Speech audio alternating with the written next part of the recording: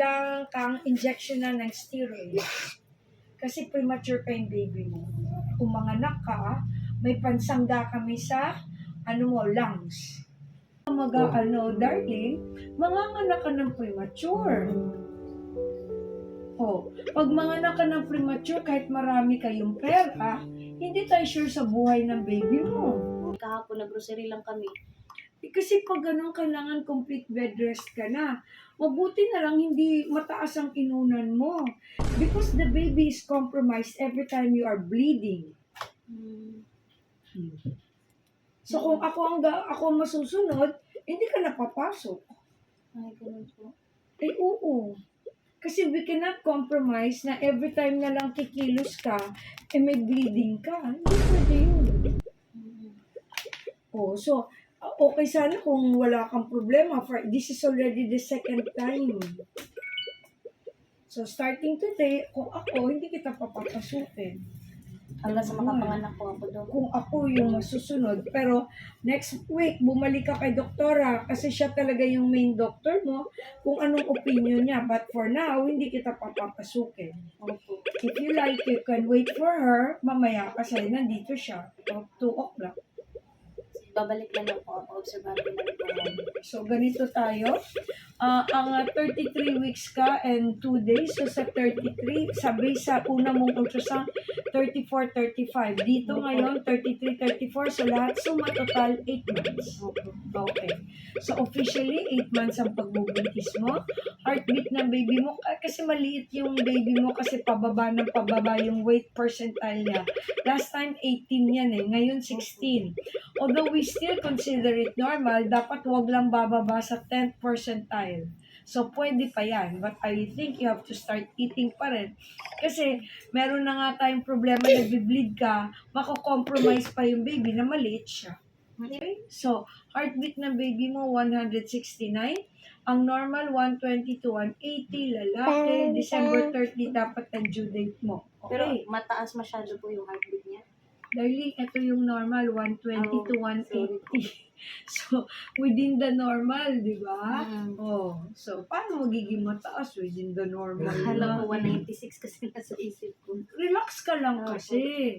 Paano bigan mo? Ang normal, ayan na naman tayo, 10 to 20, nasa 13 ka, so pasok siya.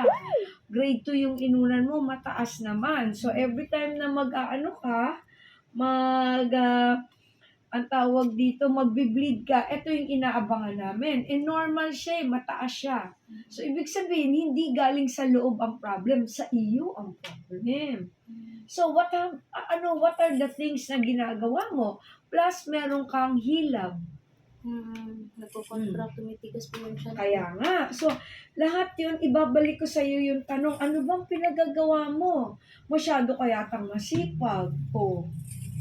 Kasi kung hindi ka magle-lay low sa activities mo, kung hindi ka darling, manganganak ka ng premature. Pag manganak ka ng premature, kahit marami kayong pera, hindi tayo sure sa buhay ng baby mo. Medyo bawasan mo ang kasipagan mo. Ano bang ginagawa nito? Wala naman po. Di naman ako stress sa bahay. Kung hindi ka nga stress sa bahay, pag sa work naman, stress ka. Hindi pareho lang. There must be a reason kung bakit ka nagkakaganito. Useless, ibigyan kita ng gamot, pero yung dahilan, present. Kukurutin kita kung sobrang sipag mo. Prioritize mo naman itong anak mo. Kahit alam ko kumikita ka sa trabaho mo. Kulang pa yung kita mo kung premature ka, manganganak. Kaya ulitin ko, kung ako, tuloy-tuloy na dapat hanggang manganak. But I'm not your doctor. So, I can only attest for this week.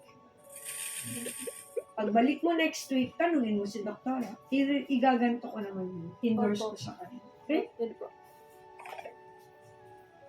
Ay, naku, Day. Ang sipag kasi. Masyadong masipag. Alam ko, ang teacher, dedicated. Pero dahil masyadong masipag.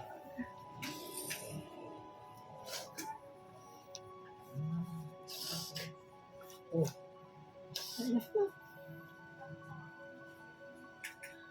Hindi ko pinaiyak mami mo, ha? Mami mo lang yung umiiyak. Emotional kasi dahil. Hindi ko pinaiiyak ng mami ko. Mami mo lang yung umiiyak. Hindi ko pinaiyak, pinakonsensya ko. Tuloy-tuloy yung vitamins mo na pinrescribe ng doktora. Opo. Mag-aisoxy lang tayo 3 times a day times 1 week. LOA times... Pumasok ka ngayon? Hindi po. So, start tayo ng November 19. Ngayon, up to 1, 2, 3, 4, 5, 6, 7 hanggang 25. Okay? Kailangan kang injection na ng steroid. Kasi premature pa yung baby mo. Kung manganak ka, may pansangga kami sa lungs.